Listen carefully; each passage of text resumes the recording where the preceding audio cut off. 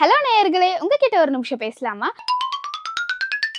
ஒரு துறவி கிட்டக்கு சீஷரா சேர்றதுக்காக 4 நண்பர்கள் வந்தாங்களாம். அந்த துறவி சொன்னாராம், உங்களுக்கு கொடுக்கப்படுற ஃபர்ஸ்ட் டாஸ்க் என்ன தெரியுமா? நீங்க 4 பேரும் ஒரு ரூம்குள்ள போய் யாருமே ஒரு நாள் ஃபுல்லா பேசாம இருக்கணும்னு சொன்னாராம்.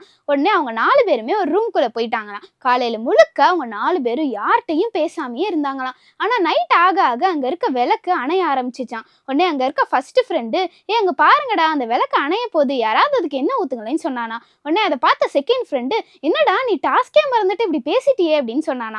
அதை பார்த்த 3வது ஃப்ரெண்டு, என்ன நீங்க 2 பேரும் இவ்வளோ முட்டாளா இருக்கீங்க, 2 பேரும் பேசிட்டீங்களே அப்படின்னு சொன்னானா. 4வது ஃப்ரெண்டு, அப்பாடா நான் மட்டும் பேசல அப்படின்னு சொன்னானா. இதே போலதான் நம்மளோட வாழ்க்கையிலையும் அவங்க எப்படி இருக்காங்க, இவங்க எப்படி இருக்காங்கன்னு மித்தவங்களோட லைஃப்பை நம்ம கான்சென்ட்ரேட் பண்ணிக்கிட்டே இருக்கப்ப நம்ம வாழ்க்கையோட நோக்கத்தை நம்ம கண்டிப்பா இழந்துருவோம். நம்மளுக்குன்னு ஏசப்பா கொடுத்த நோக்கத்தின்படி நம்ம வாழ்றப்ப கண்டிப்பா நம்மளுக்கு வெற்றி நிச்சயம்.